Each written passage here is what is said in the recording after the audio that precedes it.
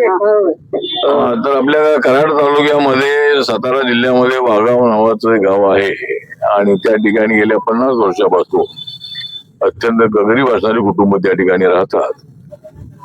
आणि मला असं वाटतं की माणुसकीला न्याय देण्याच्या दृष्टिकोनातून निर्णय होणं अत्यंत आवश्यक होतं. पण गेल्या अनेक वर्षांपासून त्या वस्तीमध्ये पाणी मिळत नाहीये, लाईट नाही आहे आणि इतर अजिबात नाही आहेत. आणि त्यामुळं वाघावच्या लोकांच्या वतीने या ठिकाणी आमचे ते नितीन भाऊ आवळे आणि निलेश घाडे हे दोघे जण उपोषणाला बसलेले आहेत. आणि त्यांची मागणी एवढीच आहे की आपल्या देशाच्या संविधानाने, बाबासाहेबांच्या संविधानाने प्रत्येकाला रोटी, कपडा आणि मकान देण्याचा जो हक्क आहे तो अधिकाऱ्याला दिलेला आहे.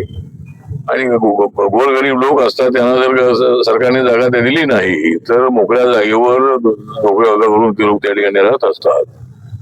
तर अशा लोकांकडे लक्ष देणं अत्यंत आवश्यक आहे. आता मुंबईमध्ये ज्या झोपड्या आहेत त्या 2011 पूर्वीच्या झोपड्यांना मान्यता आहे आणि आता SRA सारखी स्कीम सुद्धा मुंबईमध्ये राबवली जात आहे. त्यामुळं वाघावच्या या वस्तीला न्याय मिळणं अत्यंत आवश्यक आहे. त्या ठिकाणच्या लोकांना सुविधा देण्याच्या संबंधामध्ये आता बिडूने सांगितलेलं आहे त्या ठिकाणी पाणी आणि लाईट देण्याचं मान्य केलेलं आहे.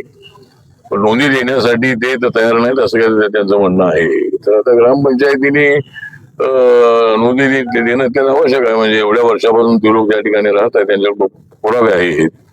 मला असं वाटतं की हा मोठा अन्याय आहे आणि या लोकांना न्याय मिळाला पाहिजे. ही भूमिका रिपब्लिकन पक्षाची आहे.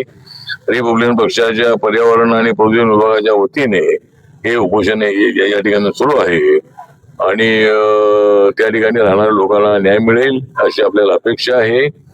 आणि जर जिल्हाधिकाऱ्यांच्या माध्यमातून जर काही काम झालं नाही तर मी मुख्यमंत्र्यांना पत्र लिहिणार आहे की आजही आपल्या जिल्ह्यामध्ये, सातारा जिल्ह्यामध्ये अशा पद्धतीने लोकांवर अन्याय होतो आहे.